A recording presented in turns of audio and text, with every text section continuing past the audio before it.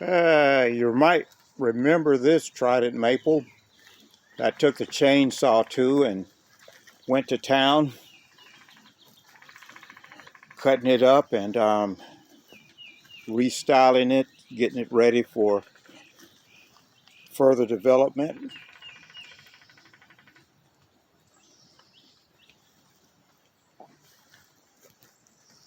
It's growing out really nicely. It is, in my opinion, just a slight bit anemic. See how light the leaves are? Kind of lime green looking. But it's healthy. It's coming along. New shoots have come out. This right here, for example, all of that is new growth, as you can see. New growth on these shoots. So I'm going to let them develop a little more. Can you see the little speckles in there? Can you see? Yeah, I can see it through the monitor here. I want just a little more darkness in that kind of tan color going between this yellow and this color right here. And when I get that, then I'll start wiring. This is how the plant develops and start hardening off. And I don't want it too hard because I want to be able to manipulate the branch to the fullest, but yet I don't want it too soft still, like really green like this, because I could pinch off the tubules inside of the cambium layer and kill the branch. So that's why you don't wire real young shoots on a lot of plants, because they just can't handle it at that point. They're just too sensitive, too delicate. But anyway, I put a cut in this because I'm going to eliminate this top part, and I was hoping to see some shoots come out in this area, but apparently all of the energy is still going over to this shoot. But anyway, this part will be eliminated, and you know, again, the whole plant will be compressed. Eventually I'll determine how much of this, even this upright here, that I'll keep. But for right now, I need energy in the plant. And that's part of why, excuse me, that's part of why I haven't totally eliminated this branch here and this section, because it's still bringing energy or helping to produce energy for the overall plant's health. So with that, I'll just fertilize it, give it a little liquid iron also, and watch it grow. So what's wrong with that plant? Look at all those dried out dead leaves. And it's just raining like crazy. See that? See the raindrops? See the rain? Nah, this is that Naruto. And this is the growth habit of this. A neighbor came over the other day, stood over here and grabbed the branch and said, "What's wrong with this plant?" I mean, pretty much just like that. I just laughed. Nothing's wrong with that tree. It might be something wrong with the owner, but not that tree. That's the way it grows. So anyway, that's my air layered Trident maple that I took off of my main tree that I get all of my seeds from. And as a matter of fact, this is developing seeds already. You can see right there. So she's coming along nicely. This is the tree that I air layered that I was just showing you out of. And you can see the difference in the leaf colors. See how lush that is?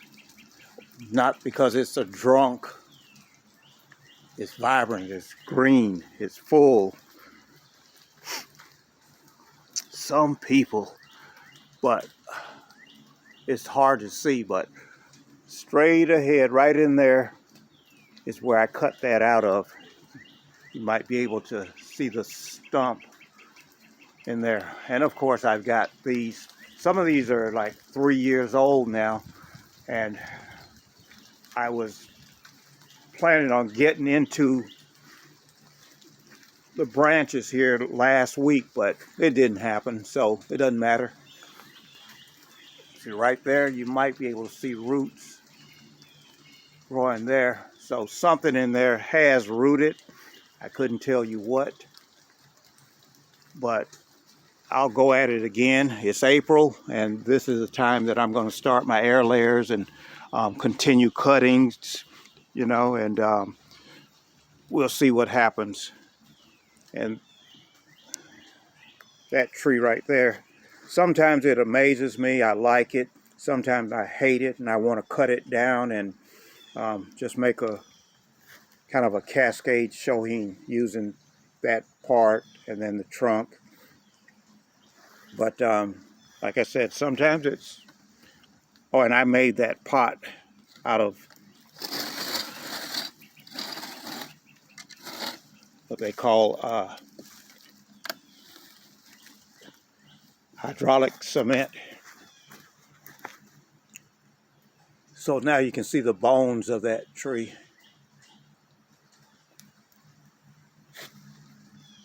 And like I said, sometimes I hate it. And this pot I made so that I can put it in different positions.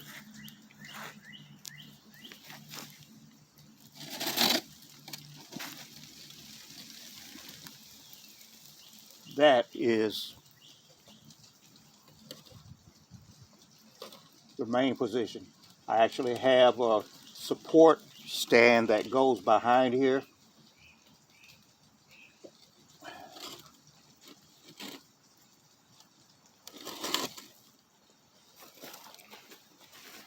And that's the watering position and growing position.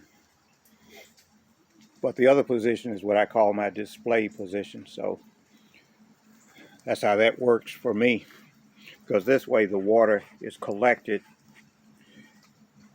in the pot on the roots better than the other position.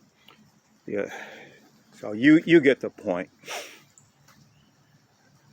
That's why I'm the mad scientist. So anyway, here, let me show you this elm real quick. This thing is turning out to be a lot nicer than I imagined it would. I just trimmed it up about 2 weeks ago. And so now it's putting out the new leaves. And forget my brains, but I'm not sure if I got that a root over rock or I was just propping the trunk up to a position that I wanted it in. So here shortly, I will pull that out of that pot and assess what kind of boulder I've started. That was one of my large Trident maple cuttings, and I'm starting this root over rock. And of course, it will be highly contrived because of that straight trunk. I have to make branches here in the upper regions, and we're coming along pretty good so far. So anyway, all right, that's my little rainy day show and tell. I just won't stop, will I? That's my root over rock garden juniper, Procumbens nana, green mountain juniper, whatever you like to call it. Yeah, I got it propped up. I'm country, but I'd rather be country with a propped up creation that's not busted up on the ground. So for right now, this works. So in a few days or so, I've got to rotate this thing to get this side out to the sun, and that's just a part of it. How about these roses? Purple roses, not too common. The sad thing about it is they only bloom once in a season, and that's it. That's it. But anyway, Japanese green maples. You see that? Tall as the house. Tall as that other tree. This was an air layer.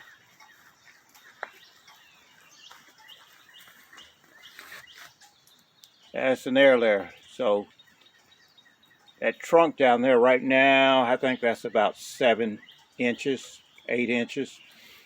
And it was pretty much this size. I measured at 17 feet. You can see a little bit of it died back. And that dieback happened like 2 years after I planted it. So it wasn't related to me transferring. I just took an air layer out of here. Late 2020 or early 21, I took an air layer out, and I've got it in my grow area out back. But anyway, enough of all of that. I'm getting out of the rain. It's sprinkling, it's cold. And I'm going to turn this camera off. But before I do that, this is my persimmon tree. See that? That's where the persimmon is developing. There's the flowers. Yep, persimmon trees. There's another air layer that I took off and put in the ground. You can see that other one over there going that way. So I took off, I think, 10 air layers over 6 feet tall. Mulberry tree, these were rooted cuttings.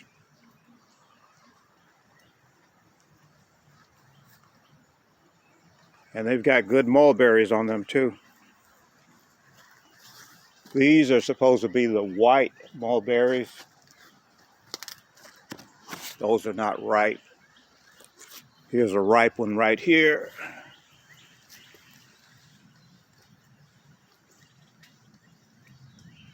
Not totally ripe, but yum, close enough. It has a fresh kind of bubblegum kind of quality to it.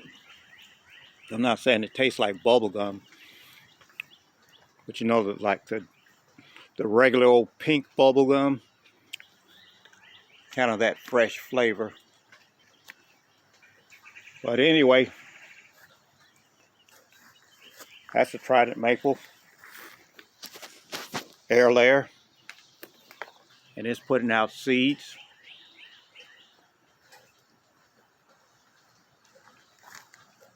That's an air layer right there, Trident maple, and that's also, and I took those 3 air layers off at the same time. I had a 4th, but it didn't take, so I'm doctoring on it right now to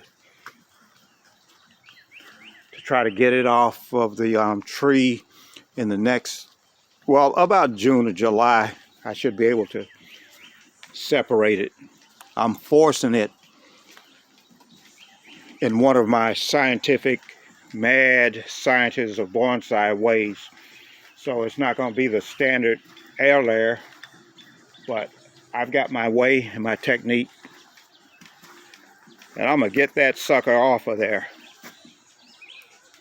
You remember that old, I guess they would call it a comic show, I'm going to get you, sucker?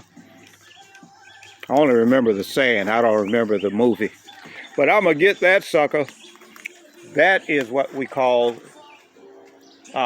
English dogwood or mock orange. People have different names for it. So this is a little jewel that I've been growing in this pot for. a few years. And I will probably stick this on a rock. Now that you got me thinking of what I could do with it. So anyway, how about this? I did a couple of juniper creations here. How about that? And then you can see that I'm working on that. Has to regrow and get its vigor back, so I quit monkeying with that. And then this one, once it's